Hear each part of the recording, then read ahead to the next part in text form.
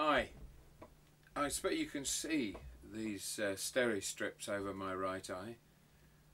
I had to clear out the garage because, like most people, we have a garage but no car in it, of course, because the garage is filled with all kinds of extremely valuable junk, which when we move we shall put into a skip and throw away. But until that time we have to retain it and look after it.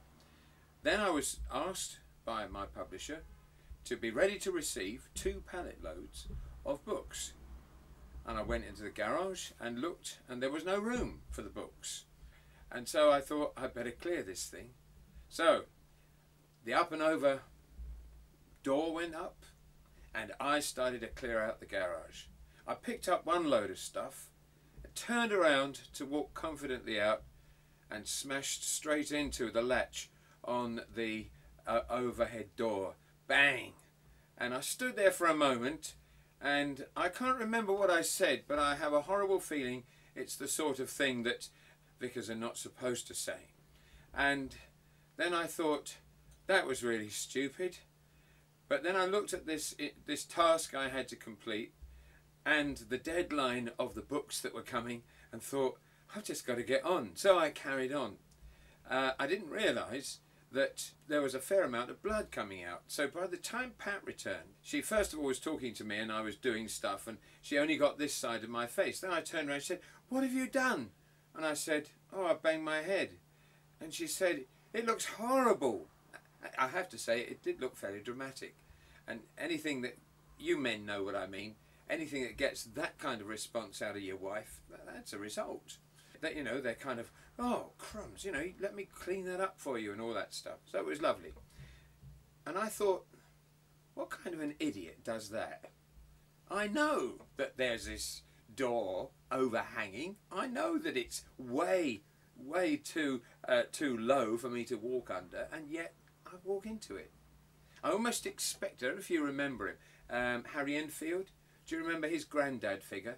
The one who used to pop round the corner and say, it's only me, and everybody would go, oh no. He would say, I don't think you really meant to do that. And I was half expecting him to pop round the corner and say that. Isn't it good that God doesn't expect us to be perfect? Doesn't expect us to get it right every time. Isn't watching for us to make mistakes. Isn't standing on the balcony of heaven saying, will you look at that idiot? He's got it wrong again. I am so glad that God is a God of grace. I'm so glad that his fatherhood extends to saying to me, that wasn't very bright, was it, son? Let's try that again. One of the things that really blessed me about the Detling Conference this year was the sense that after 9 years, on year 10, God was giving us the opportunity to say, we can start again. We can do it again. We can actually remake this, because God is interested in taking the things that are broken, mending them and putting them back together so they're even better than new.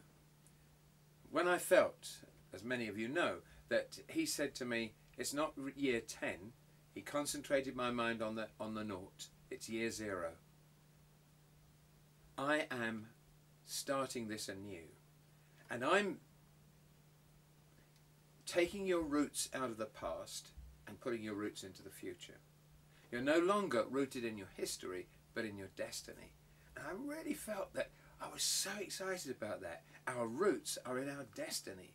Our roots are drawing us forward to be all that God has planned for us to be, in spite of the fact that we've made mistakes, we've got things wrong, and that we're not perfect.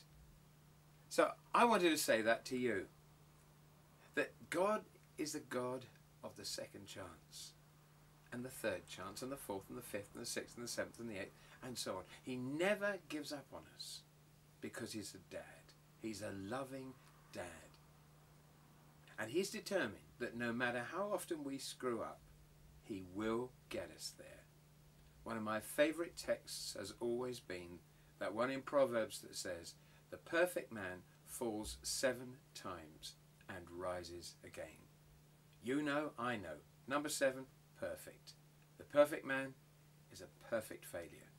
The only thing that marks him out from the one who stays a failure is that the perfect man rises again and gets going. Whatever you're facing, may God give you grace to get up and go with it.